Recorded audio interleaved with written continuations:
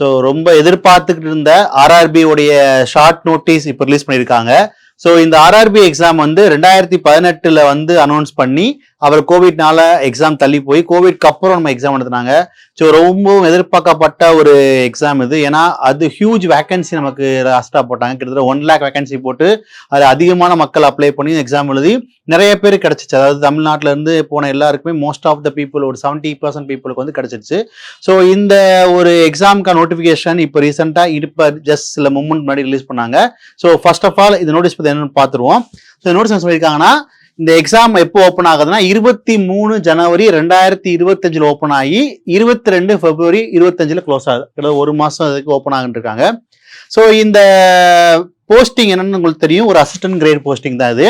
So இதுக்கு என்ன எலிஜிபிள்னா வந்து நீங்க 10th முடிச்சிருந்தா போதும். அதாவது வெறும் 10th குவாலிஃபிகேஷன். நம்ம டிஎன்பிசி குரூப் 4 உடைய கிரேட் தான் எதுவும். ஸோ 10th முடிச்சிருந்தாலே போதும். அண்ட் இதுல ரொம்ப முக்கியம் பார்த்தீங்கன்னா வேகன்சி கிட்டத்தட்ட பாத்தீங்கன்னா 32,000 வேகன்சி கிட்ட அப்ராக்சிமேட்டா சொல்லியிருக்காங்க. 32,000 கண்டிப்பா என்னது நமக்கு ரொம்ப அதிகமா இன்க்ரீஸ் ஆகும். ஏன்னா 32,000 கண்டிப்பா இருக்காது. லாஸ்ட் எக்ஸாம் 1 lakh பிளஸ் போட்டாங்க. ஏன்னா ஆரம்பத்துல 40 சொன்னாங்க, அப்புறம் 70 ஆக்குனாங்க, அப்புறம் 90 ஆக்குனாங்க, அப்புறம் 1,15,000 கிட்ட போன வேகன்சி போட்டாங்க. ஸோ இந்த வாட்டி 32,000 அப்ராக்சிமேட் சொல்லியிருக்காங்க. அப்ப என்ன ஆகும்னா கண்டிப்பா நம்பர் வந்து ஒரு அதிகமா தான் வரும். ஏன்னா இப்ப ரீசெண்டா சென்ட்ரலுடைய கான்ஃபிளிக்ட் நிறைய போயிட்டு இருக்கு. எதிர்கட்சிகள் ரொம்ப சப்ரஸ் பண்றாங்க. ரயில்வே எக்ஸாம்ஸ்ல நீங்க போடவே இல்லை, குரூப் டில அதிகம் வேகன்சி சொன்னாங்க. ஸோ கண்டிப்பா 50K அதாவது 50,000க்கு மேல வேகன்சியை நீங்க 100% எதிர்பார்க்கலாம். ஸோ அப்ப இந்த வேகன்சி டீடைல் அண்ட் அடுத்து ரொம்ப இம்பார்ட்டன்ட் ஏஜ். ஆக்சுவலா பாத்தீங்கன்னா இது 10th கிரேட்னால ஒரு 30க்குள்ளதான் வந்து முன்னாடி ஏஜ் இருந்துச்சு. ஸோ இப்போ வந்து இந்த கோவிட் காரணம் காட்டி இதை என்ன பண்ணிட்டாங்கன்னா 18 வயசு மினிமம், மேக்சிமம் 36ன்னு சொல்லியிருக்காங்க. ஆனா இது யாருக்கு என்ன கேட்டகரின்றது நமக்கு ஃபுல் நோட்டிஃபிகேஷன் வந்தா தெரியும்.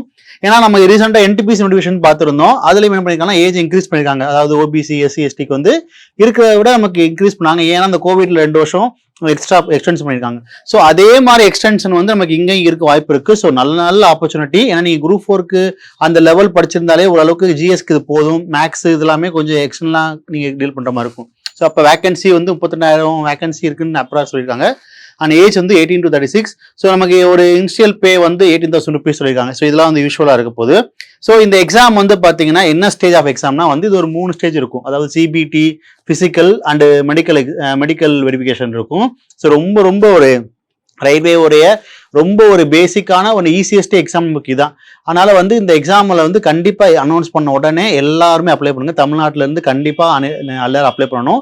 ஏன்னா நம்ம வந்து நமக்கு நிறைய ஆப்ஷன்ஸ் இங்க இருக்கு. ஒரு காம்படிட்டிவ் எக்ஸாம்ன்றது ஒரு ஃபீல்டு இருப்போ அந்த ஃபீல்ட்ல நமக்கு என்ன ஆப்பர்ச்சுனிட்டி இருக்கோ அதெல்லாம் யூஸ் பண்ணிக்கணும். ஸோ நீங்க எலிஜிபிள் இருக்கிற எல்லா எக்ஸாம் அப்ளை பண்ணி பழங்க. ஸோ அப்போ இந்த எக்ஸாம் வந்து CBTன்றப்ப இதுல பேட்டர்ன் என்ன பாத்தீங்கன்னா GS அதாவது ஜென்ரல் சயின்ஸ் மட்டும் 25 கொஸ்டின் கேட்க போறாங்க. பொதுவாக நம்மளுடைய சயின்ஸ் இருக்குல்ல, சயின்ஸ் மட்டும் 25 கொஸ்டின் கேட்க போறாங்க. அண்ட் மேக்ஸ் 25 ஆப்டிடியூட் இருக்குல்ல. ஸோ நம்ம யூஸ்வலா number system, LCM, LCF, time and work அது 25 கொஸ்டின் இருக்க போகுது. அண்ட் ரீசனிங் மட்டும் 30 கொஸ்டின்ஸ் இருக்க போகுது.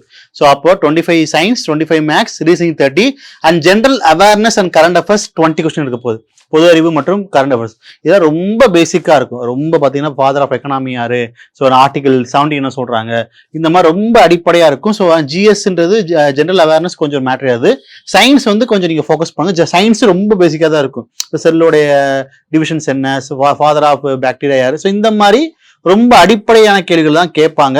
ஆனா என்னன்னா நமக்கு வந்து இந்த மேக்ஸ் ரீசனிங் மட்டும் கொஞ்சம் இதை ஃபோக்கஸ் பண்ணுங்க. ஏன்னா இதுல நமக்கு வந்து ஸ்கோர் தான் நம்ம முடிவு பண்ணும் ஸ்கோர்.